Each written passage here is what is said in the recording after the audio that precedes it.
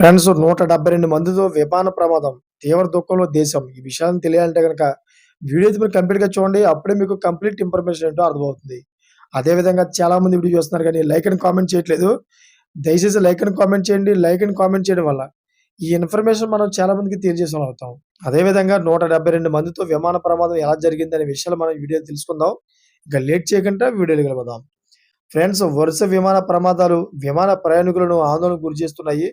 Flights కూలిపోవడం, మంటలు చెలరేగడం వంటి ఘటనలతో వణికిపోతున్నారు. తాజాగా యూఎస్‌లో మరో విమాన ప్రమాదం చోటు చేసుకుంది. 172 మంది ప్రయాణికులతో వెళ్తున్న విమానంలో మంటలు చెలరేగాయి.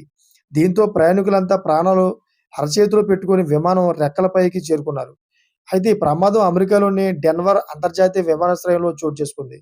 అమెరికన్ ఎయిర్‌లైన్స్ విమానంలో మంటలు చెలరేగిన తర్వాత భయానక వాతావరణం ఏర్పడింది. డెన్వర్ అంతర్జాతీయ విమానాశ్రయ అధికారులు తెలిపిన వివరాల ప్రకారం గేటు సి-38 వద్ద నిలిపి ఉంచిన విమానంలో మంటలు చెలరేగాయి.